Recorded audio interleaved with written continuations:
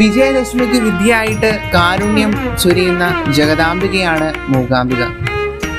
ആദിപരാശക്തിയുടെ വാസസ്ഥലമായി കരുതപ്പെടുന്ന ശ്രീചക്ര പ്രതിഷ്ഠയ്ക്ക് ഇവിടെ അതീവ പ്രാധാന്യമുണ്ട്. വടക്ക് ഗോകർണം മുതൽ തെക്ക് കന്യാകുമാരി വരെ വ്യാപിച്ചു കിടക്കുന്ന പുരാതന കേരളത്തിന്റെ രക്ഷയ്ക്കായി പ്രതിഷ്ഠിക്കപ്പെട്ടിട്ടുള്ള 4 അംബികമാരിൽ പ്രധാനിയാണ് മൂകാംബിക അമ്മ. അതിനാൽ മലയാളികൾ ധാരാളമായി ദർശനം നടത്തുന്നു. മാസത്തിൽ കൊടിയേറ്റ് ഉത്സവവും അതിനോടനുബന്ധിച്ചുള്ള മഹാരഥോത്സവവും അശ്വിനി മാസത്തിലെ 9 നാള് നീണ്ടു നിൽക്കുന്ന നവരാത്രി ഉത്സവവും വിദ്യാരംഭവും ഇവിടെ അതീവ പ്രധാനമാണ്. മറ്റൊന്ന് മൂകാംബിക ജന്മാഷ്ടമിയാണ്. കൂടാതെ യുഗാദി, മഹാശിവരാത്രി, ദീപാവലി തുടങ്ങിയവ ഇവിടെ വിശേഷമായി ആഘോഷിക്കുന്നു. കർണാടക സർക്കാരിന്റെ കീഴിലുള്ള ഹിന്ദുമത സാംസ്കാരിക സ്ഥാപനത്തിന് കീഴിലാണ് ഈ ഒരു മഹാദേവീ ക്ഷേത്രം.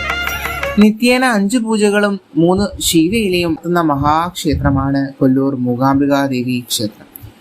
5 മണിക്ക് നിർമ്മാല്യ ദർശനമാണ് ആദ്യത്തെ ചടങ്ങ്. അതിനുശേഷം സ്വയംഭൂലിംഗത്തിന് അഭിഷേകം. പഞ്ചലോക വിഗ്രഹത്തിൽ അഭിഷേകം നടത്താറില്ല. 5:30 ഒരു നാളികേരം ഉപയോഗിച്ച് ഗണപതി ഹോമം തുടങ്ങുന്നു. രാവിലെ 6:30 ഉഷപൂജ. ദന്തധാവന പൂജ എന്ന് ഇവിടെ ഉഷപൂജ അറിയപ്പെടുന്നു.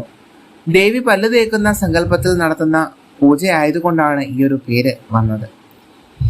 7:15 ദന്തധാവന മംഗളാരതിയും 7:30 പഞ്ചാമൃത അഭിഷേകവും നടത്തുന്നു.